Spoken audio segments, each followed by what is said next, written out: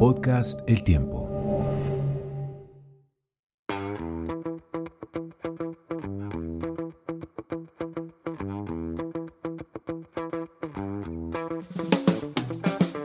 El tiempo del brunch. Un encuentro semanal en medio del desencuentro general. Las opiniones expresadas aquí por los realizadores no representan a El Tiempo Casa Editorial. Bienvenidos a esta nueva edición de El Tiempo del Brunch, en esta semana que ha sido tan especialmente dura y difícil por un lado, pero siempre de todos modos por el otro hay noticias buenas. En este mismo espacio dijimos un día, ¿será que Putin es capaz de invadir Ucrania? Y los tres dijimos, sí, él es capaz, y desafortunadamente acertamos. Entonces hoy vamos a hablar de, bueno, ¿y ahora qué? ¿Qué sigue?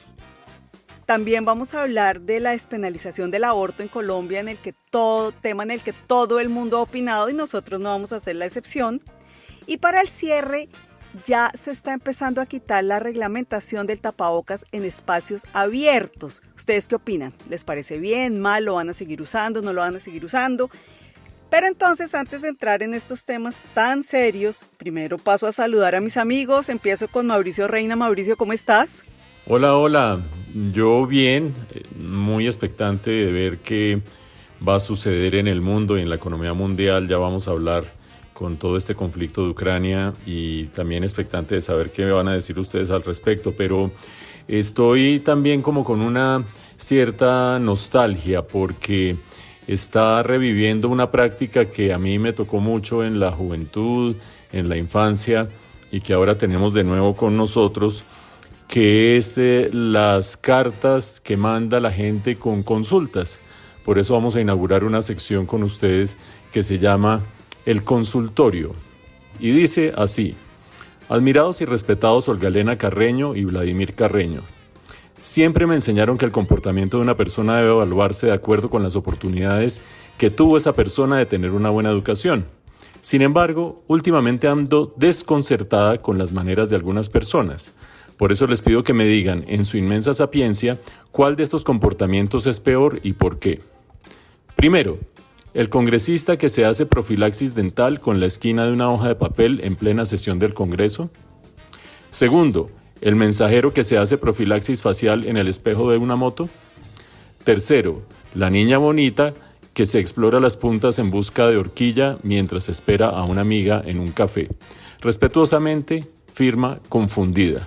Entonces quiero que ustedes, por favor, Vladimir Carreño en primera instancia y Olga Elena Carreño en segunda instancia, me digan cuál de esos tres comportamientos es peor a Confundida. No, Mauricio, a la luz de la Universidad de Carreño, que nos forma para la vida, para la convivencia, para las relaciones sociales, esas tres cosas son apestosas todas. Todas, no se sabe cuál de todas es peor, y quiero decirle que usted es un guarro por traer esos temas a la mesa para nuestra distinguida audiencia. Mauricio, ¿qué es eso? ¿Qué es esa manera de empezarle usted el fin de semana a la gente con esas imágenes tan asquerosas? ¿No? Uno no sabe por dónde, no sé, fastidiarse más, Mauricio. Usted sea serio, carajo. Olga Elena, ¿alguna respuesta un poco más sustancial para nuestra corresponsal Confundida? Encima me dice vacío. Sí, pues mi respuesta creo que es aún más vacía, pero yo sí escojo. Si toca escoger, me parece peor el congresista limpiándose los dientes, porque lo que decía al principio, en teoría tiene un poquito más de educación que el de la moto. Y la niña quitándose la horquilla, yo fui una de esas en el colegio, entonces tengo objeción de conciencia. Olga Elena, las mujeres atractivas, bonitas, ¿tienen conciencia de lo mucho que pierden cuando se ponen a mirarse las horquillas en público, o eso es un vicio? Yo creo que es un vicio, sobre todo cuando uno está en el colegio en clase, que no tiene nada, no quiere poner atención, no es que no tenga nada que hacer. Es una buena forma de pasar el tiempo, es como la yoga del colegio. Upa, bueno, Vladito, ¿cómo anda? Yo bien, Mauricio, bien, aquí trabajando en distintos frentes. El otro día les hablé de un nuevo proyecto profesional, de un nuevo proyecto periodístico, y es que a partir de este lunes voy a estar en RCN Radio todas las mañanas, no haciéndole competencia ni juego sucio ni nada de esto al podcast, sino participando como panelista en la emisora, en la cadena básica, junto a otros distinguidos personajes de la política y del empresariado colombiano y por supuesto del periodismo. Entonces, estoy contento, estoy expectante porque ese es un proyecto que como dicen los españoles, me hace mucha ilusión. Entonces, pues, vamos a ver, es un proyecto nuevo, es una cosa interesante con la que vamos a acompañar a los oyentes todos los días a partir de este lunes en 93.9 FM. Olga Elena, espero que nos oiga, ¿no? Y me cuente y me diga, hablado, metió la pata, no estoy de acuerdo, etcétera. Bueno, primero que todo, felicitaciones. Obviamente lo vamos a oír y cuando llame a decir, oiga, metió la pata, no me regaña. Pero bueno, solo voy a regañar de vez en cuando. Yo les voy a contar por otro lado un experimento que se hizo en Inglaterra, que me pareció súper divertido. Cogieron a un montón de papás y mamás y les dijeron delante de otros, oiga, ¿usted tiene un hijo favorito? Y todos contestaron, no, ¿cómo se le ocurre? Cuando se los llevaban en privado y les decían, mire, esto no lo va a saber nadie, les juramos que es confidencial, díganos la verdad, ¿usted tiene un hijo favorito? El 79% de las personas dijeron sí. En la mayoría de los casos, el hijo favorito es el menor. Como acá Mauricio y yo no tenemos hijos y Vlado solo tiene una y por lo tanto es la favorita, no les voy a preguntar si ustedes tienen un hijo favorito. Les voy a preguntar, ¿ustedes creen que ustedes fueron el hijo favorito en su casa? Mauricio, ¿tú fuiste el hijo favorito en tu casa? Pues yo soy el menor de mi casa. Somos 7 hermanos. Yo soy el menor y 5 años después de la última. Con lo cual, digamos que probablemente no era esperado. Yo fui muy consentido, pero creo que por las dificultades de cualquier persona en este mundo que no sea millonaria de sacar adelante una familia con 7 hijos, también generaba tensión. Entonces era una combinación un poco rara. Muy querido y muy consentido por toda mi familia, pero yo creo que en el fondo ese nacimiento fue un poco complicado, pues sobre todo para mi mamá, que era como la primera responsable en estar pendiente de nosotros. Vlado, ¿usted es mi marciano favorito? Obviamente era marciano, entonces no era favorito, ¿no? Entonces, pues... Aclare un poquito, ¿no? Solo un poquito. Pues porque yo era el díscolo, yo era el indisciplinado, yo era el rebelde, entre comillas, el que no quería estudiar una carrera formal, sino que quería ser caricaturista, el que no leía libros por allá de los que leían mis hermanos, sino que me gustaba más leer el periódico, pueden creerlo, y leía la sección internacional, me la leía con avidez desde que estaba chiquito, no me pregunten por qué, pero yo era un aficionado a la sección internacional y a las páginas editoriales, pero aparte vivía mamando gallo, haciendo chistes, haciendo dibujos, a punto que me decían cuando estaba en el colegio, ¿y usted cree que se va a ganar la vida haciendo mamarrachos? Entonces, pues, indudablemente no era el favorito. Olga Elena. Bueno, entonces ya con el hijo favorito y el hijo no tan favorito, empecemos. ¡Ey! ¿Tú eras favorita? Claro ¿O no? que no, puedo ponerlo en notaría. Nunca fui la favorita, ni de mi papá, ni de mi mamá. Pero no importa, no estoy traumatizada. Seguí adelante. Mis 2 hermanos hombres eran los favoritos. El mayor, el de mi papá, y el siguiente, el de mi mamá.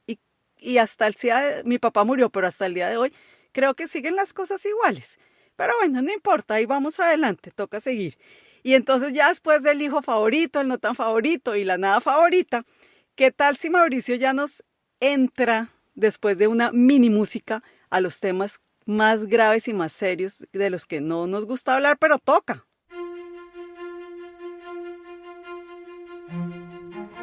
Bueno, lamentablemente, como decía Olga Elena, nuestros pronósticos se cumplieron en el sentido en que esta semana que está terminando, Vladimir Putin invadió a Ucrania.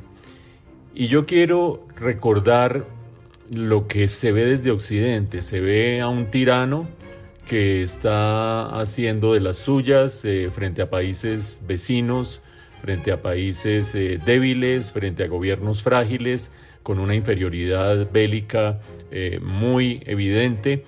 Pero me llamó mucho la atención oír el discurso de Putin en esta semana, un discurso de un poco más de 1 hora, donde esencialmente planteó su punto de vista, un punto de vista que ya se conoce desde hace rato, pero que oírlo sintético entre comillas, en una hora, pues da unos elementos de juicio sobre los que les quiero preguntar a ustedes.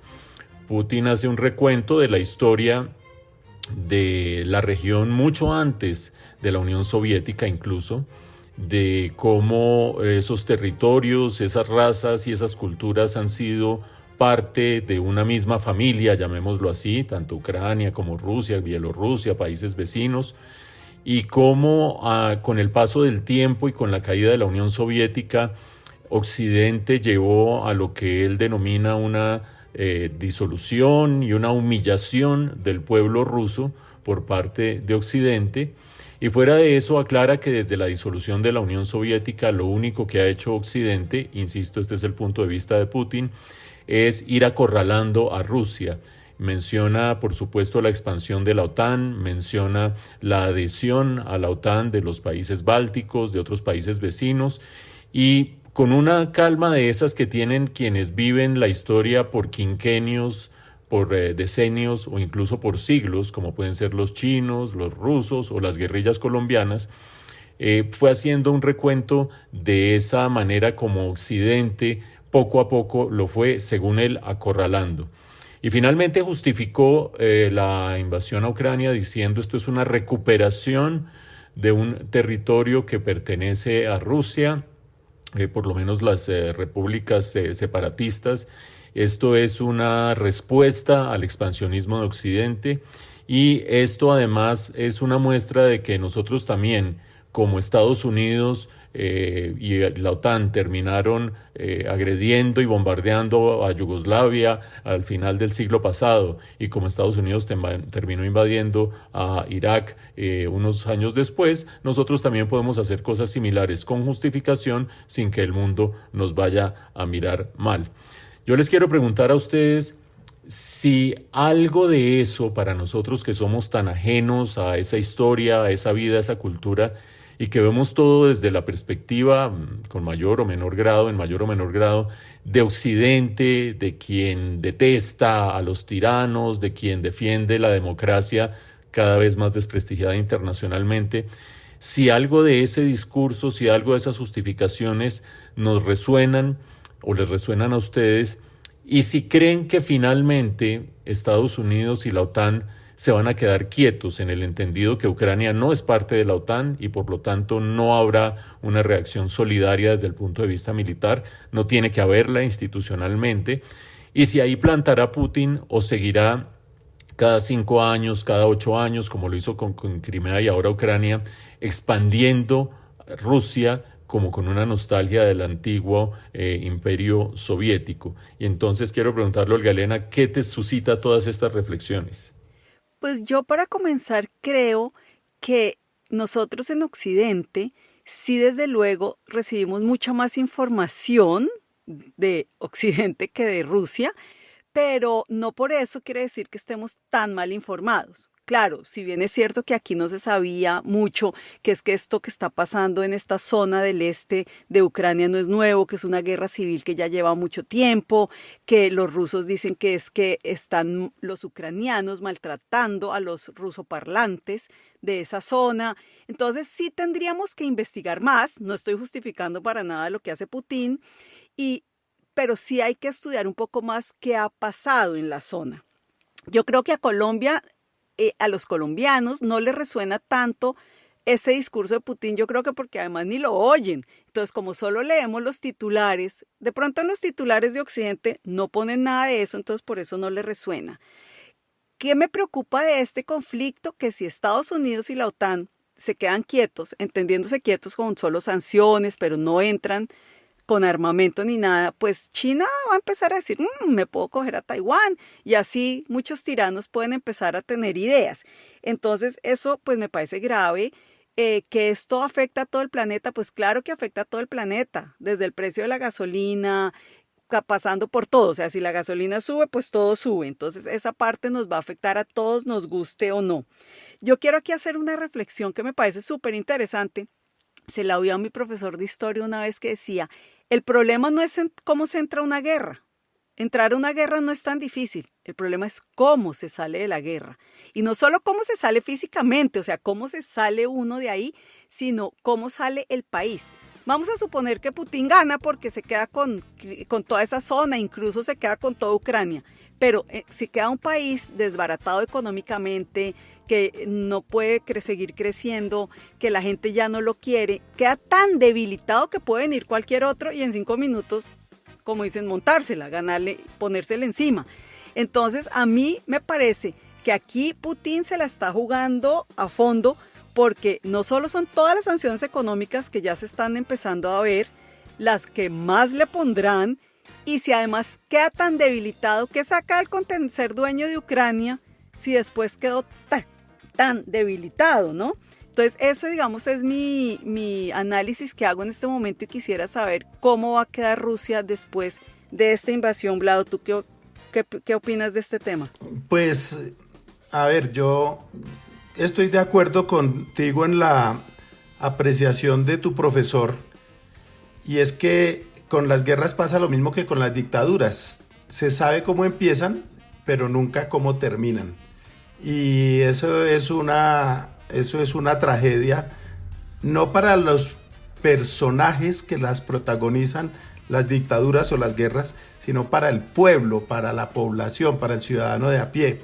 Y aquí quiero hacer hincapié en una cosa que a mí me preocupa mucho, y es que en Ucrania estamos viendo un enfrentamiento entre dos tipos de liderazgo. Un liderazgo consolidado, fuerte, calculador, zorro, que lo encarna obviamente Putin, y un liderazgo vacío, un liderazgo erróneo, un liderazgo bastante frágil, como es el del presidente Volodymyr ahí se me fue la paloma. Zelensky. ¿Qué? Zelensky, yo iba a decir es que Zelensky. Entonces, Zelensky es un tipo, recordemos, que viene del mundo del entretenimiento, del mundo del espectáculo. De hecho, había hecho una película en la cual un comediante se convertía en presidente, y esa película se hizo real. Y eso no es gracioso, porque eso es un drama espantoso. Es como si aquí Jaime Garzón hubiera sido presidente, o no sé quién, o Salustiano Tapias hubiera sido presidente. Juan Piz ¿no? González.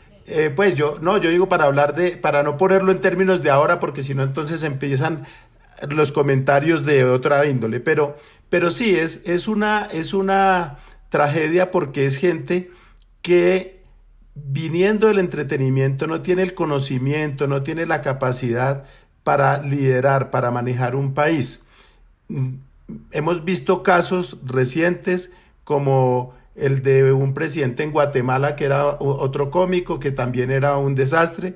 Trump, que venía del mundo del entretenimiento, de la farándula, vimos lo que resultó. Boris Johnson hizo incursiones por ahí también en televisión y ya sabemos lo que es, etcétera, ¿no? Y podríamos seguir enumerando casos de presidentes que no tienen la talla ni la dimensión para manejar un país, con el agravante de que llegan, y como ha hecho el presidente de Ucrania, es un señor que se ha rodeado de puros amigos, amiguetes así de él, que no tienen nada que ver con la administración del Estado, y tiene a Ucrania en una situación perversa. La situación de COVID en Ucrania ha sido fatal. Solamente un 33% de la población aproximadamente está vacunada. Están a puertas de una nueva ola de contagios, ¿no? Imagínense eso en medio de una guerra. Entonces,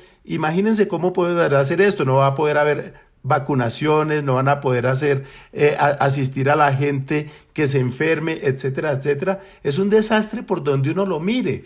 Entonces, esa elección tan folclórica que tuvo Zelensky hace 2 años y medio es un drama para ese país, que no merece tener un liderazgo así. Y se enfrenta a un tipo que es un tipo sangre fría, que es un tipo marrullero, que es un tipo que, contrario a lo que muchos creen en nuestro país, que es un hombre, que es un comunista, que es no sé qué, nada, no es un comunista. él no tiene ideología, la ideología de él es el poder y no tiene inconveniente en reunirse con tipos de la extrema derecha como pueden ser el presidente de Turquía, Erdogan, o el presidente de Brasil, Bolsonaro, y le hace ojitos y recibe a Alberto Fernández, el presidente de Argentina, y habla con el presidente Maduro, en que hablarán, ¿no?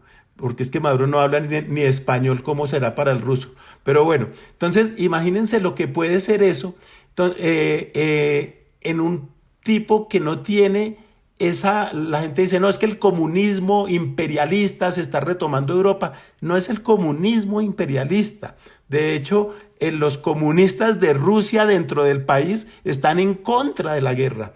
Ha habido decenas, centenares de arrestados en estos 2 o 3 días en que se ha visto la incursión de Rusia en Ucrania. Entonces, lo que le importa al señor Putin es consolidar ese poder similar al que había en la Unión Soviética, pero no con la ideología de la Unión Soviética, sino con una ideología militar y autócrata, con una ideología dictatorial, con una mentalidad dictatorial, porque no se podría calificar como una ideología. Y eso es preocupante porque no sabemos con qué se va a sentir saciado el señor Putin, Mauricio.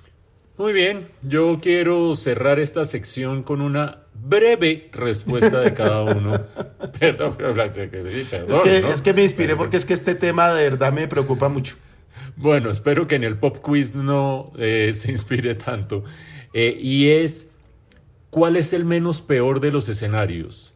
Que la OTAN no intervenga militarmente y esperemos otros 8 años, quede invadida Ucrania y esperemos otros 8 años a que Putin mueva su siguiente pieza, o que la OTAN trate de hacer algo militarmente. Olga Elena.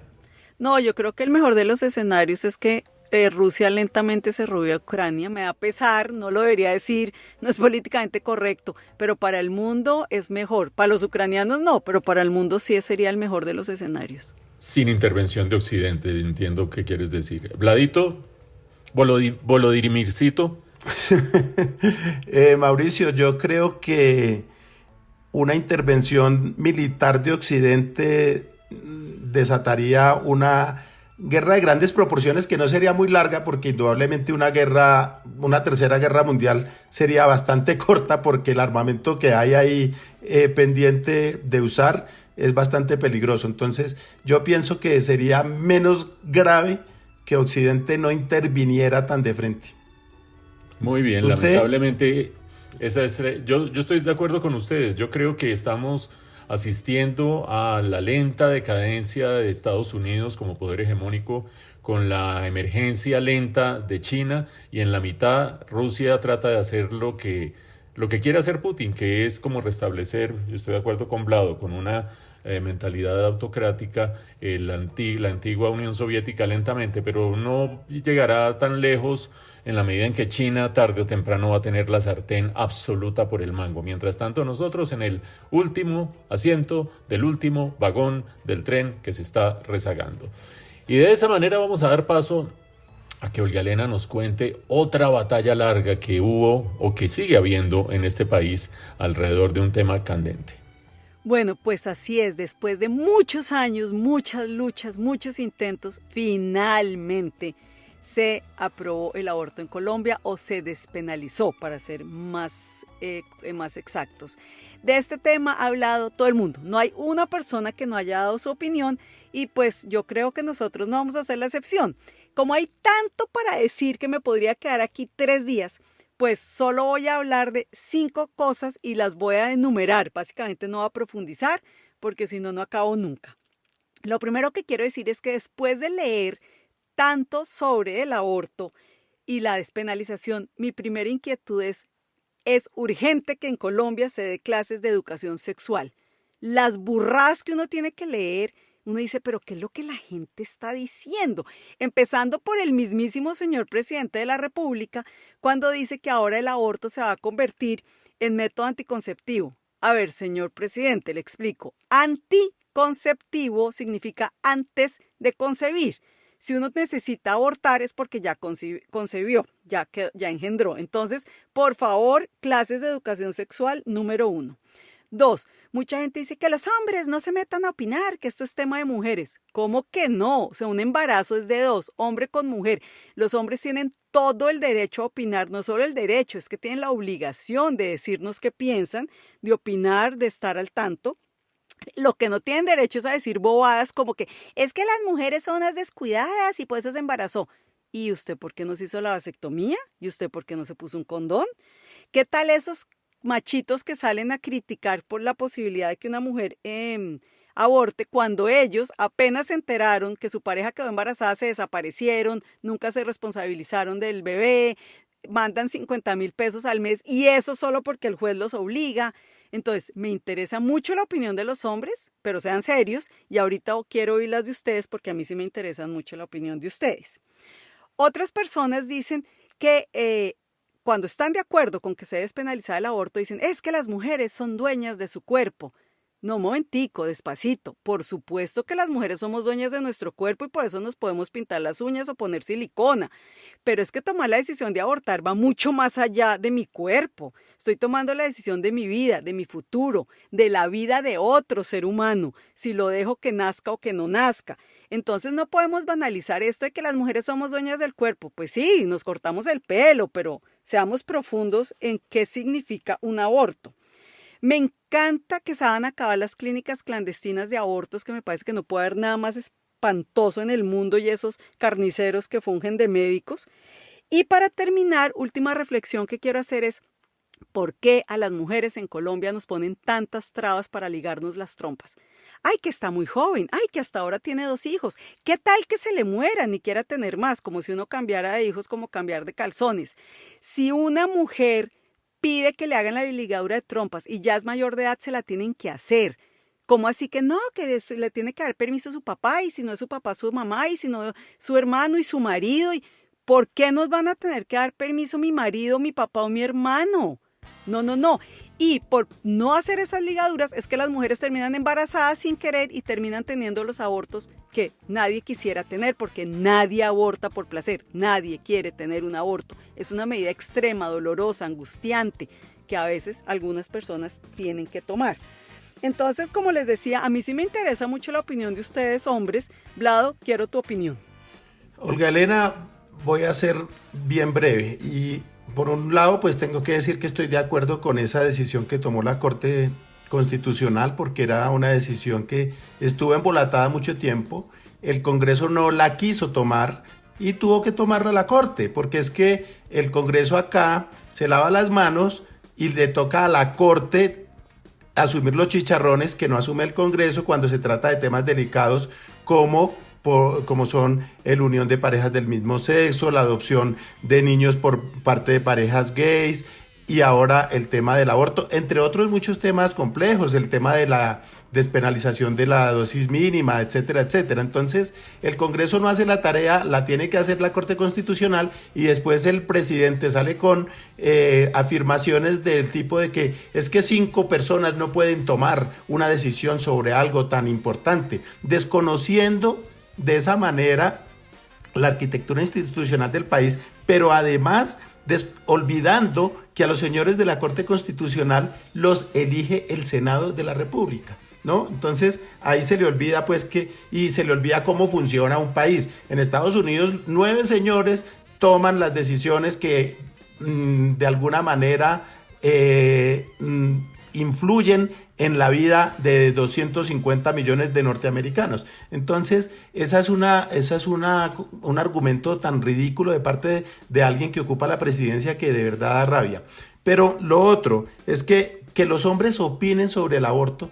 Miren, hay tanta gente que decía que no deberían opinar, que cómo se le ocurre, que no sé qué, en una cosa absurda. Y si no es por los hombres, no se hubiera salvado este proyecto, porque las mujeres de la Corte Constitucional en su mayoría estuvieron en contra del proyecto, que es un proyecto que favorece a las mujeres. Y termino diciendo lo siguiente: la aprobación de este proyecto no es una orden para abortar, sino una opción que se le ofrece a las mujeres se les ofrece a las mujeres para que puedan resolver un problema que les puede alterar la vida por completo. Entonces, no es una orden, no es una obligación, las mujeres no están obligadas a abortar, es un derecho que se les da, y los derechos, como es el derecho a votar y otros derechos, uno los ejerce o no los ejerce, pero el Estado debe garantizar que cuando los vaya a ejercer tenga todas las posibilidades de asumir, de ejercer ese derecho, Mauricio. Bueno, yo creo que aquí hay varias dimensiones y no voy a abordarlas todas porque hay unas dimensiones que tienen que ver con la institucionalidad del país y cómo se llega a estas conclusiones o a estas decisiones de la Corte Constitucional.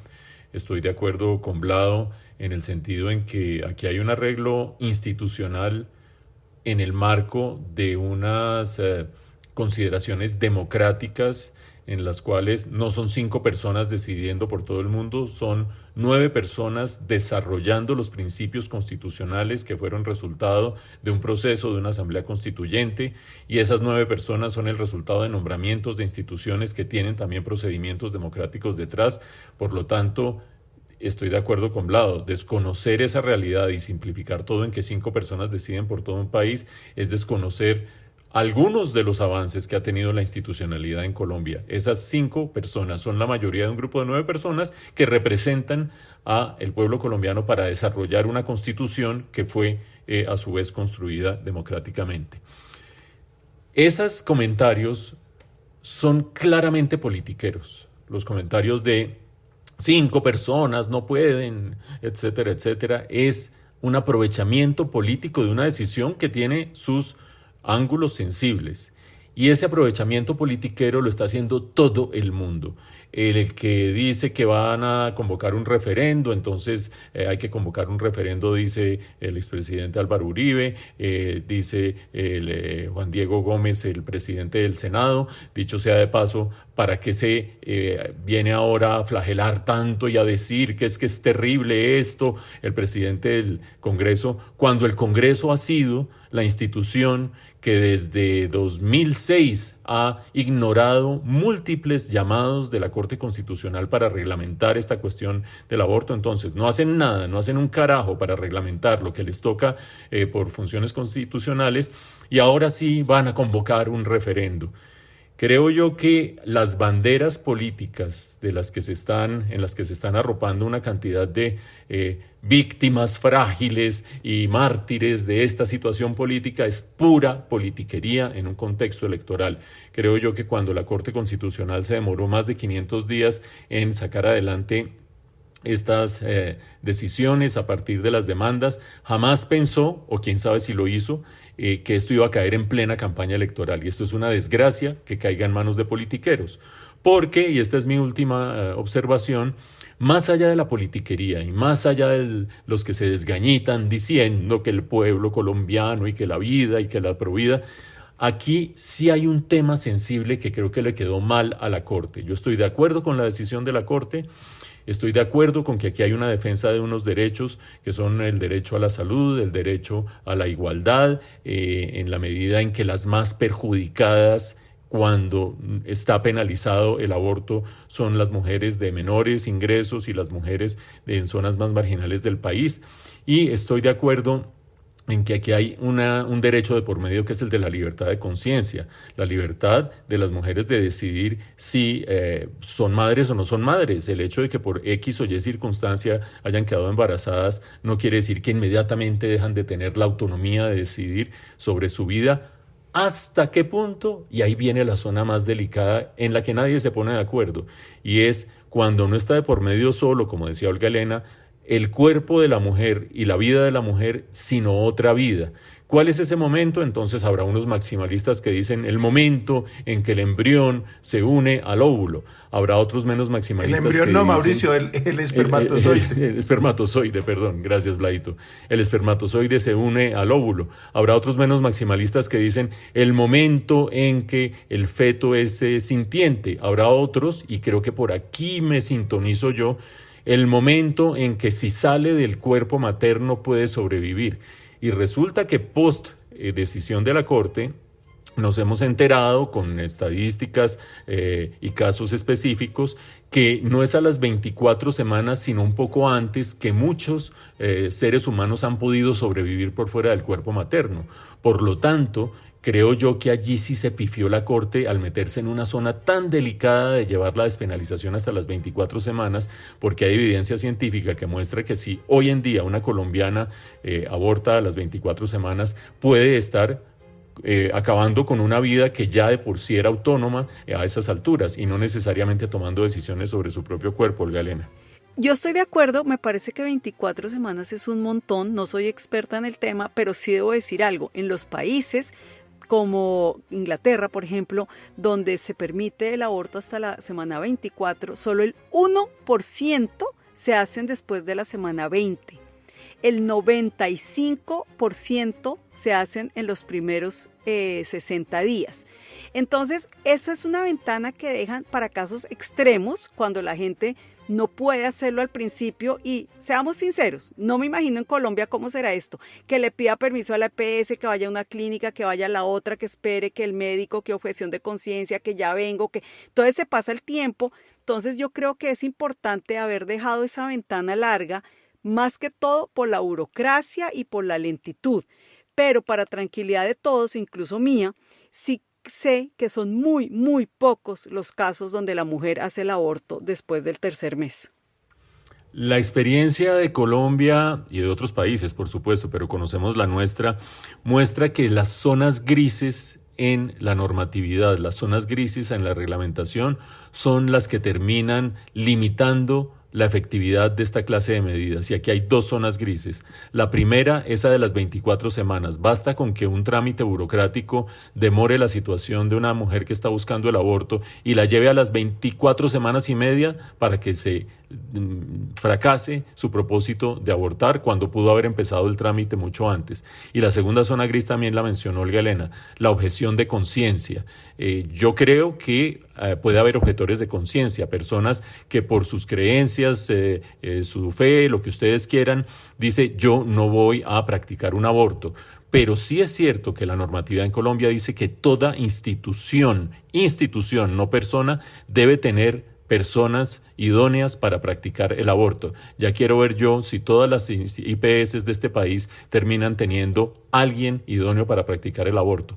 Creo yo que esa va a ser la zona gris y la que puede llevar a esto a trastabillar un poco, Vladito. No, solamente subrayar una cosa que usted mencionó tangencialmente, y es que las instituciones no pueden tener objeción de conciencia, porque son instituciones. La objeción de conciencia es de los individuos, de las personas. Entonces no se puede decir: no, es que en esta clínica no se practican abortos por objeción de conciencia. Eso no puede ser admisible. Lo que corresponde, como dice usted, es que haya personal capacitado, así como habrá algunos que no, que son objetores de conciencia, deberá tener algunos que sí puedan llevar a cabo esos procedimientos. Una última pregunta para Olga Elena. ¿Tienes amigas, personas, mujeres cercanas que se han practicado el aborto y has hablado con ellas después de esta decisión a ver qué piensa alguna de ellas?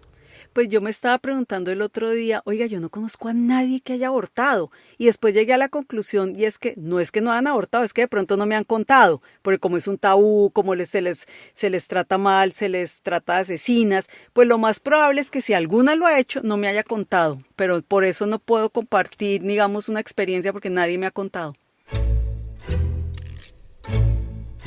Muy bien, pues de esta manera vamos a pasar a otro tema de salud pública que tiene contenta a mucha gente en muchas ciudades del país y sobre la cual cada uno de nosotros tiene su propia experiencia. Se va a acabar el tapabocas. Así es, don Mauricio. El problema para algunos del tapabocas parece que se va acercando a su fin.